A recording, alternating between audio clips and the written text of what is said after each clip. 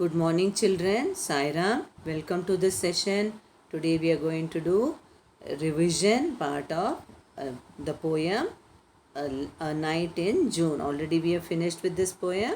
So we have finished it long back. I want to revise this again so that it will be easy for your exam. Shall we revise, children? So I first let me read the poem for you. The sun has long been set, the stars are out by twos and threes. The little birds are piping it among the bushes and trees.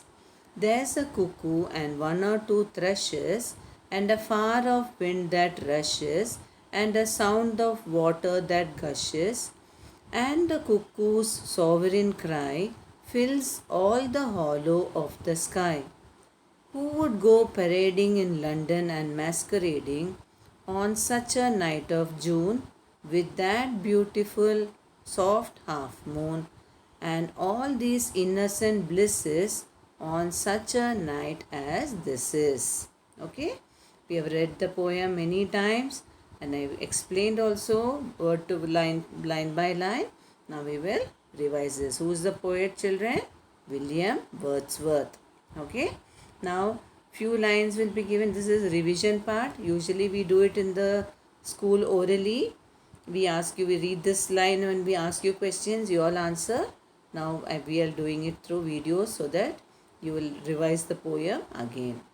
See, the line given is, answer these questions with reference to context. Fills all the hollow of the sky. What fills the hollow of the sky?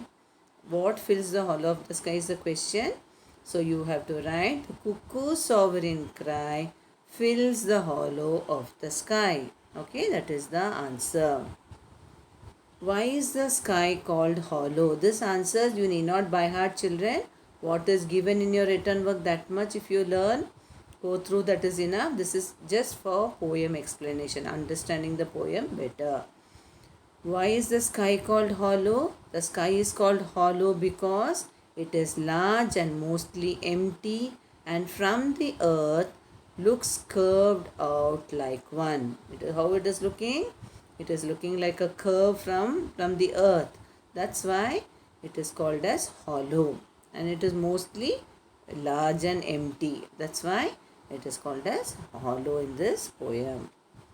Why does it fill the sky? Okay, it fills the sky because everything is so quiet that even a slight sound travels far and wide and seems to resonate through the space.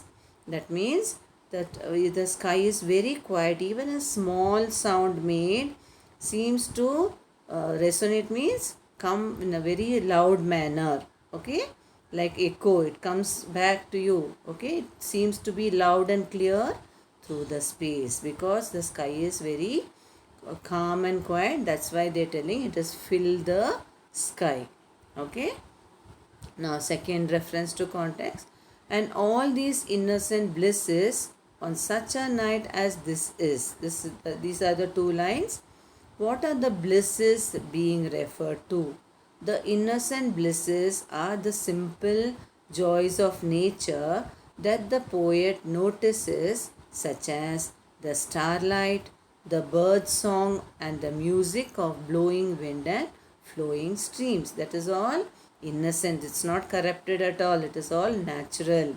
What all are they? They are the starlight, the bird song, and the music of the blowing wind and flowing streams. That's why they are telling it as innocent blisses. Okay, it is God given gift, isn't it, children? All these natural things are God given gift for us, like the starlight, even the moon. Okay, moonlight also.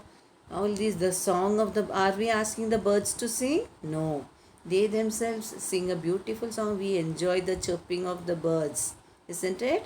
When you are calm and quiet at your home, when there is no noise at home and nobody is talking, and when you put your TV off in the when it is early in the morning, when it is calm and quiet, when you hear the birds chirping, you feel very relaxed, isn't it? Even the music of blowing wind. Okay, when it is noisy you will not hear. When you are calm and quiet sitting alone or in outside your house, in the garden when you sit and there is the sound of the blowing wind, you will really enjoy. Even the streams. Okay, now we cannot hear, and when you go to your villages, when you hear the sound of the flowing stream, it is very, very soothing. It is very feel relaxed when you hear them. They're all nature's gift. That's why they're called as innocent blisses. Okay. Next, why are those so innocent? Because they are innocent because they are not contaminated by human corruption. They are natural, isn't it? They are not contaminated, so they are natural and they are God-given gifts. So they are told as innocent. Okay, children. Shall we go to the next? Okay. Who would go parading in London and masquerading? Explain the use of quotes in these two lines. Okay, these are the two lines given. The question is, use the quotes in these. What is explained in these two lines?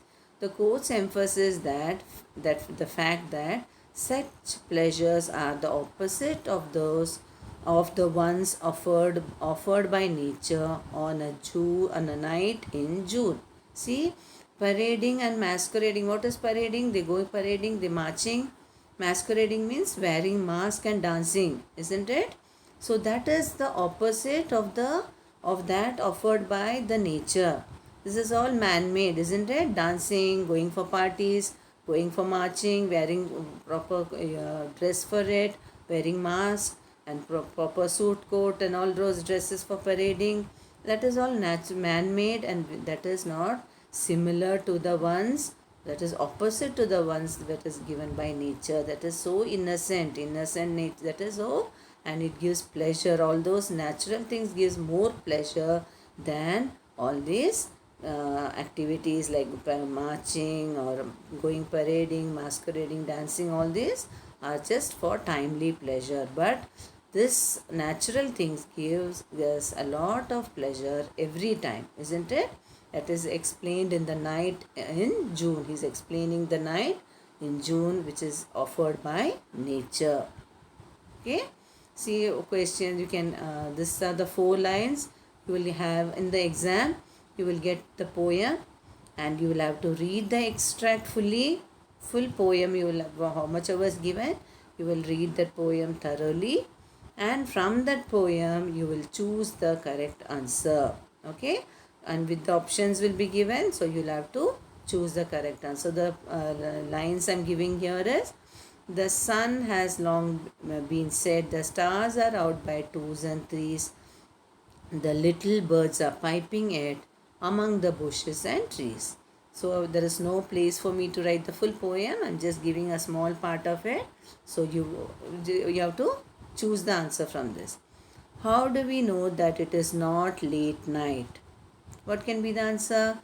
From those lines you can read and say, the moon had not come out, there was silence in the surroundings, all the stars are not out yet, and the birds are still be heard. What will be the correct answer, children? All the stars are not out yet. This will be the answer. Okay.